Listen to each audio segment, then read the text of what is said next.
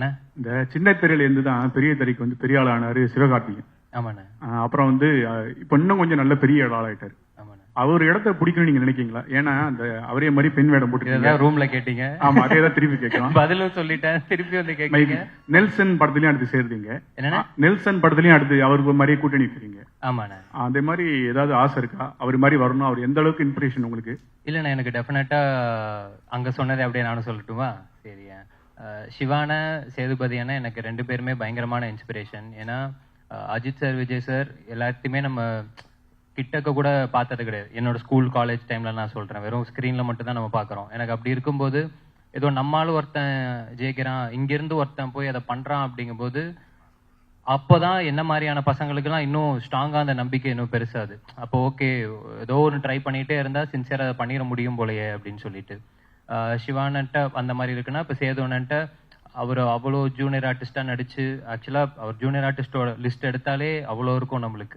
So அதுவும் நடிச்சு கன்ஃபார்மா ஏதோ ஒரு நாள் நடந்துரும் அப்படின்ற அந்த ஒரு ட்ரஸ்ட் இருக்குல்ல, அது ஒரு 1000த்துல ஒருத்தருக்கு, 10,000த்துல ஒருத்தருக்கு, லட்சத்துல ஒருத்தருக்கு நடந்தாலுமே அந்த ஒருத்தர் மாதிரி கொடுக்குற நம்பிக்கை தான் என்ன மாதிரி பசங்களுக்கு அது ஒரு பயங்கரமான சீடுன்னு நினைக்கிறேன் நான். ஸோ அந்த இன்ஸ்பிரேஷன் நிச்சயமா இருக்கு. மற்றபடி எனக்கு வர கதைகள் எந்த அளவுக்கு என்கேஜிங்கா இருக்கு, பிளஸ் எந்த அளவுக்கு டிஃப்ரெண்டா பண்ண முடியும் அப்படிங்கறத தான் நான் பார்த்து பண்ணிட்டு இருக்கேன். லாஸ்ட் 2 क्वेश्चंस கவின்ஜி, முடிவு நீங்க பண்ணாங்க, இதை நாங்க முடிவு பண்ணிடுறோம். இல்ல நேரம் வில்லன் பிஆர் சொல்லிருக்காங்க. எங்களுக்கு தான அடுத்த ஆசன் பண்ணி. சரி கேளுங்க. ஓகே கவின்ஜி, ஒரு क्वेश्चन. அதாவது நீங்க வந்து ஸ்டார் இந்த படம் அன்னைக்கு வந்து ஒரே ஹீரோவா இருந்தாரு பிரசாந்த். ஸ்டார்னு படம் வந்தது, அவரு பேரும் காதல் இளவரசன். இன்னைக்கு காதல் இளவரசனா எங்க கண்களுக்கு நீங்க தான் தெரியுறீங்க. அந்த காரணத்துக்காகவே ஸ்டாருங்கிற டைட்டில் தூக்கிட்டீங்களா? அதே மாதிரி ஆனழகன்கிற படத்துல ஒரு பெண் வேடம் போட்டிருப்பாரு, ரொம்ப ஃபேமஸ் அந்த படம். ஓகேங்களா? அன்னைக்கு வந்து இத்தனை ஹீரோ கிடையாது, அவர் மட்டும். அந்த மாதிரி ஒரு நோக்க, ஒரு சென்டிமெண்ட் இதுக்குள்ளார வச்சுதான் அந்த படத்தை ஒத்துக்கிட்டீங்களா என்னோட கேள்வி. இல்ல, நான் இந்த படத்தோட இப்ப ஸ்டார் அப்படிங்கறத பொறுத்த வரைக்கும் நாங்க எல்லாருமே இப்ப சொல்லியிருந்தோம் இல்லையா, ஸ்டார்னா வெறுமன அந்த ஸ்கிரீன்ல வர அது கிடையாது ஸ்டார். ஐ மீன் அதுவும் ஸ்டார் தான். அது இல்லாம என்னை பொறுத்த வரைக்கும் பீப்புள்ஸ் சாம்பியன் எல்லாருமே ஸ்டார் தான். மக்கள் யாரெல்லாம் நாம யார பெருசா ரொம்ப ரசிக்கிறோமோ, அண்ணாந்து பாக்குறோமோ, அவங்க எல்லாருமே ஸ்டார் தான். அது எல்லாத்தையுமே தாண்டி தான் நம்புற விஷயத்த நம்பி என்னைக்காவது ஒரு நாள் நடந்துரும் அப்படின்னு ஓடிட்டு இருக்கவனும் ஸ்டார் தான். ஏன்னா இப்ப நீங்க சொன்ன மாதிரி சினிமா இல்ல ஸ்போர்ட்ஸ் மத்த கொஞ்சம் விசிபிலிட்டி இருக்கிறவங்களுக்குலாம் அந்த அடையாளமோ அந்த லைம்லைட்டோ அது கிடைச்சிருது. ஆனா அது கிடைக்காம ஏதோ ஒரு வேலையில அந்த லைம்லைட்ன்ற விஷயம் இல்லாம நிச்சயமா அவனோட திறமைக்கு, அவனோட சக்திக்கு அவன் ஒரு சாதனை பண்ணி தான் இருப்பான். அவனை யாரு அங்கீகரிக்கிறது, அவனை யாரு பாராட்டுறது? ஸோ அவங்க எல்லாருமே சேர்ந்து ஸ்டார் அப்படின்னு சொல்ற படம் தான் நம்ம ஸ்டார். சார், ஒரு கேள்வி இல்ல 2 கேள்வி. ஒண்ணு வந்து இந்த படத்துல வந்து நீங்க எல்லாரையும் பாராட்டுனீங்க, பாடலாசிரியர்களை விட்டீங்க. ஆனா இவரும் ஒரு பாடலாசிரியர்னாரு நம்ம காம்பேரும். நான் அந்த வரி நம்ம காதே கொடுக்க மாட்டோம், அந்த ஒரு வரி வந்தது பாருங்க, என் விழி மீன்களை தூண்டிலால் அப்படின்னு ஒரு, அதுக்கப்புறம் சரி இதுதான் அவ்வளவுதான் அப்படின்னு நினைச்சா உங்க தலைய கோதி என் கைரேகை ஜாஸ்தி ஆயிட்டுங்கிற மாதிரி அவரை பாராட்டிடுங்க. அதுக்கடுத்து இன்னொரு கேள்வி, இங்க அந்த பேனர் தான் அவர் சொல்லிட்டாரு, எங்கள்கிட்ட இருந்து உங்களை தப்பிக்க வச்சுட்டாரு.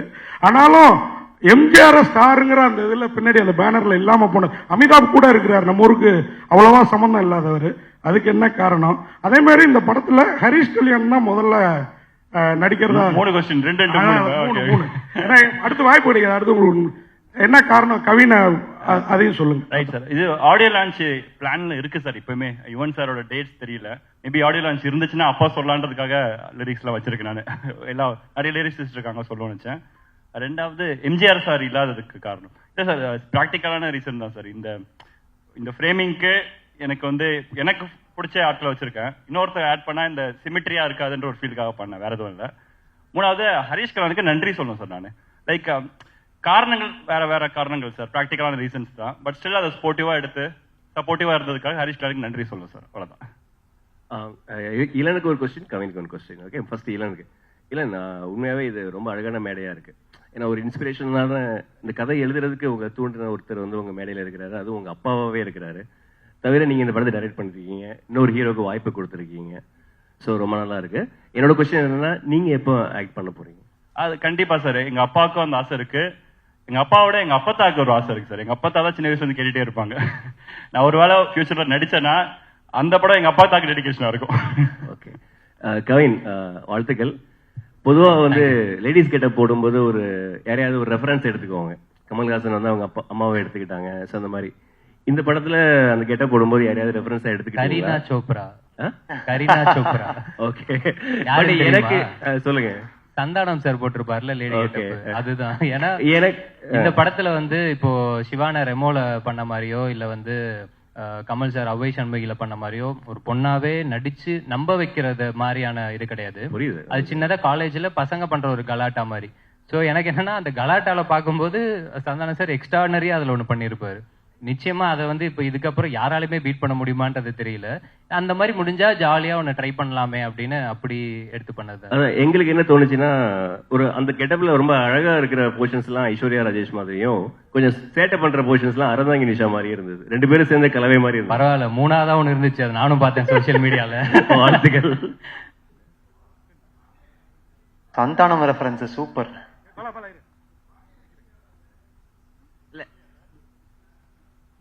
நடிச்சிருக்காங்க சார், நடிச்சிருக்காங்க.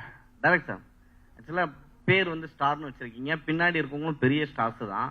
ஸோ ஒருவேளை இந்த படம் வெற்றி அடைஞ்சிடுச்சுன்னா அடுத்த லெவலுக்கு ஸ்டாருக்கு போவார். எந்த ஸ்டார் லெவலுக்கு கவின் போவார் நீங்க நினைக்கிறீங்க? சார் நான் ஆல்ரெடி இன்டர்வியூஸ் சொல்லியிருக்கேன் சார்.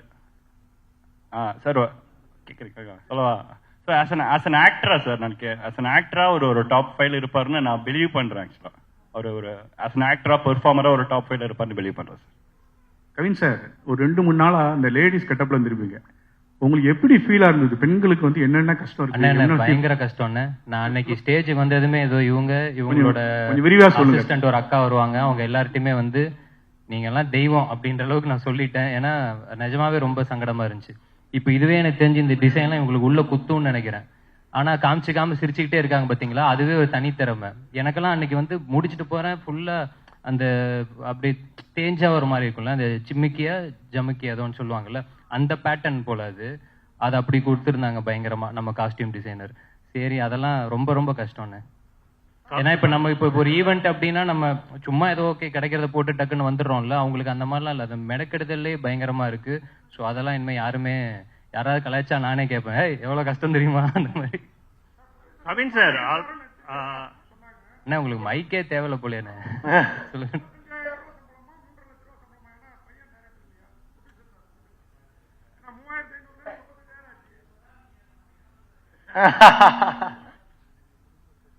சார், நான் வந்து ஒரு ஓவரால் பட்ஜெட் கொடுத்துட்டு போயிருக்கேன். அதுக்கப்புறம் அந்த பட்ஜெட்டுக்குள்ளேயே இளன் முடிச்சு கொடுத்துருக்காரு படத்தை. சார் நீங்க கவின் சார் இங்க நீங்க வந்து அதிகமா வந்து கோடிகள் சம்பளம் கேட்கறதாகவும் சிறு தயாரிப்பாளர்களோட வந்து உங்ககிட்ட வந்து அப்ரோச் பண்றதுல ரொம்ப சிரமம் இருக்கிறதாகவும் ஒரு குற்றச்சாட்டு இருக்கு. அது என்ன? ஓகே ஓகே, அதுக்கு பதில் சொல்லணுமா? அதுவும் நான் அந்த ரூம்லயே சொல்லியிருந்தேன், திரும்பவும் நீங்க கேக்குறீங்க. இப்போ வந்து நம்ம நடிச்சிருக்கோம் ஒரு படம், இந்த படம் டெஃபினட்டா டிபேட்டபிள் அப்படின்னு நான் நினைக்கிறேன். அது சேம் டைம் இங்க சம்பளம் டிபேட்டபிளா அப்படிங்கிறது எனக்கு தெரியல. டிபேட்டபிள் யாருக்கு அப்படின்னா எனக்கும் ப்ரொடியூசருக்கும். அட் த சேம் டைம் நம்ம ஏதோ கேட்குறோம் அப்படின்றதுக்கானலாம் யாரும் கொடுத்துடவும் மாட்டாங்க, அப்படி ஒரு விஷயம் கிடையவும் கிடையாது. இப்போ நீங்க எந்த பத்திரிகையில வேலை செய்றீங்கன்றது எனக்கு தெரியல. ஐ மீன் இல்லைண்ணே, எனக்கு என்ன, நீங்க இப்போ இதுக்கு முன்னாடி ஒரு இடத்துல வேலை செஞ்சிருப்பீங்க, அங்கிருந்து இன்னொரு இடத்துக்கு நீங்க வேலை பார்க்க போகும்போது டெஃபினட்டா நம்ம அதே சம்பளத்திலயோ இல்ல அதே அமௌண்ட்லயோ நம்ம இது பண்ண மாட்டோம். நிச்சயமா நம்ம ஒரு சேலரி ஹைக் அப்படின்ற மாதிரி நம்ம கேட்டு ஒன்று போவோம். அதையும் நம்ம தீர்மானிக்க முடியாது, நம்மளோட ப்ரீவியஸ் சம்பளம் தான் தீர்மானிக்கும். இப்போ நான் வந்து கனாக்காலம் கலங்குள் சீரியல் நடிச்சேன், அதுல என்னோட சம்பளம் ஸ்டார்டிங்லாம் 1000 ரூபாய். சீரியல் முடிச்சு நான் ஒரு 5-6 வருஷம் எக்ஸ்பீரியன்ஸ்க்கு அப்புறம் எனக்கு அதோட சம்பளம் 6000 ரூபாய். ஸோ அந்த 6000 ரூபாவை தீர்மானிக்கிறது 3000, 3000 தீர்மானிக்கிறது 1000, இப்படிதான் இருக்கு. ஸோ சம்பளம் அப்படிங்கிறது இன்னைக்கு வந்து நம்மளோட படம் எந்த அளவுக்கு பண்ணுதோ, அந்த மார்க்கெட்ல எப்படி நடக்குதோ அதுதான் தீர்மானிக்கிறதே தவிர இங்க தனிப்பட்ட இதுல யாருமே தீர்மானிக்கிறது கிடையாது. பிளஸ் என்னால படம் வந்து இதுதான் எனக்கு 4வது படம். இந்த 4வது படமே வந்து பாத்தீங்கன்னா இது எனக்கு முடிக்கிறதுக்கு வந்து இப்போ லிட்டரலா 1 வருஷம் அப்படிங்கிற மாதிரி ஆகிருக்கு. இந்த காரணங்களுக்காகவே நான் வந்து சில இடங்கள்ல நோ சொல்லியிருக்கேன். பட் ஆனா நோ சொல்றதுக்கான முக்கியமான காரணம் என்னன்னா, யாருமே வெயிட் பண்ண வைக்க வேண்டாம். அவங்க வெயிட் பண்ற நேரத்துல நிச்சயமா எனக்கு எவ்வளவோ பேர் இருக்காங்க, அவங்கள வச்சு கூட பண்ணிட்டு வந்துடலாம். இதெல்லாம் தான் காரணங்கள். சுவாரஸ்யத்துக்காக இல்ல இன்ட்ரெஸ்டிங்கா இருக்கணும்ன்றதுக்காக அது பேசுறதுக்கு வேணா நல்லா இருக்கலாம், மற்றபடி ஃபேக்ட்ஸ் இதுதான். சார் இங்க ஒரே சார் சார் சார் அடுத்த 2 படத்துல ஹீரோயினே கிடையாதுண்ணே. கவின் அடுத்த நாளைக்கு ஒரு அனௌன்ஸ்மெண்ட் வரும், அந்த படத்துல ஹீரோயின் கிடையாது. அதுக்கு அடுத்து ஒரு படம் பண்றேன், அதுலயும் ஹீரோயின் கிடையாது. இந்த படத்துலயும் நான் கதை மட்டும் தான் கேட்டேன், ஹீரோயின் தான் இந்த இவர் தான் கூட்டு வந்தாரு. கடைசி கொஸ்டின் இது கடைசி கொஸ்டின் சார், கடைசி கொஸ்டின் இது சார். ஹலோ சார், இந்த கொஸ்டின் வந்து இந்த கொஸ்டினுக்கு வந்து டைரக்டரா இருந்தாலும் சரி, ஹீரோ இருந்தாலும் சரி, யார் வேணா பதில் சொல்லலாம். சரிங்களா? கவின் ஸ்டார், ஏன்னா எப்பவுமே வந்து ஒரு படத்தோட ஹீரோ வந்து ஒரு பேர் சொல்லி ஒரு ரஜினியின் ஜெயிலர் அப்படிதான் வரும். இது என்ன கவின் ஸ்டார், யாருக்கு மென்ஷன் பண்றீங்க, யாருக்கு குறிப்பிட்டு சொல்ல வர்றீங்க? அதுக்கப்புறம் வந்து 2 ஹீரோயின், ஒரு ஹீரோயினை சமாளிக்கிறது பெரிய விஷயம். சரிங்களா? புது ஹீரோயின், ஒருத்தருக்கு தமிழ் தெரியல, எப்படி சமாளிச்சீங்க? 2 பேர்ல யாருக்கு கூட சொல்லலாம். நேக்கா டைரக்டர் மைக் கொடுத்துட்டாரு. ஃபர்ஸ்ட் எவ்வளவு நேக்கெல்லாம் பேசிருக்கலாமே, அது கிடையாது. சாதாரணமா அவரோட கால் தானே, அவர் தான் சொல்லணும். ஸ்டாரிங் கவின் போட்டிருப்போம் அப்படின்னா இதுல நடிக்கிறாரு தான் அர்த்தம். இந்த படத்துக்கு அந்த வார்த்தை யூஸ் பண்ணா ஒரு மாதிரி வார்த்தை விளையாட்டு மாதிரி அழகா இருந்துச்சு, அந்த ரீசனுக்காக போட்டோம். ஹீரோயினை சமாளிக்கிற அது வந்து அந்த கொஸ்டின்ஸ் எனக்கு அதுல உடன்பாடு இல்லை அதுல. ஏன்னா பாத்தீங்கன்னா அவங்களுமே அவங்களோட பெஸ்ட் கொடுக்கறதுக்கு அவ்வளவு ஹார்ட் ஒர்க் பண்ணி ப்ரொஃபஷனலா 2 பேரும் பண்ணி கொடுத்தாங்க. சோ சமாளிக்கிறதுக்கான வேலைகள் அங்க எதுவும் இல்ல. இல்ல சார், என்னன்னா 2 ஹீரோயினாவே. ஆனா நீங்க கேட்டது இன்னொரு நான் ஆடடாவே நான் சொல்லிடுறேன். ஒண்ணும் இல்ல, இப்ப இவங்களுக்கு டெஃபினட்டா தமிழ் தெரியாதுன்னு, பட் ஆனா அவங்களுக்கு தமிழ் தெரியல அப்படிங்கறது வந்து ஸ்பாட்ல நாங்க யாருமே ஃபீல் பண்ணல. உச்சரிப்பு அதெல்லாம் பிரச்சனை இருக்கும், இல்லாம கிடையாது. பட் ஆனா அவங்க ஒரு பெரிய 40 பேஜஸ் ரூல்டு நோட் ஒன்று வச்சிருக்காங்க. சீன் பேப்பர்ல என்னெல்லாம் போகுதோ அதை வந்து அவங்களுக்கு டிரான்ஸ்லேட்டர் ஒருத்தருக்கு இருந்து அவங்க அதை தமிழ்ல, இப்ப நம்ம தங்கிலீஷ்னு சொல்லுவோம் இல்லையா, அது அவங்களோட புரிதலுக்கு ஏற்ற மாதிரி அவங்க அதை மாத்தி இங்கிலீஷ்ல எழுதி அந்த தமிழுக்கு மாத்தி அதெல்லாம் பண்ணிட்டு தான் அவங்க வருவாங்களே செட்டுக்கு. ஸோ இந்த மாதிரி எல்லாருமே அவங்களோட வேலை செய்யற இடம் தானே இது. ஸோ அந்த டெடிகேஷனோட சின்சியரா தான் எல்லாருமே வேலை பார்த்துருக்காங்க. சூப்பர், ரொம்ப ரொம்ப நன்றி. Thank you so much.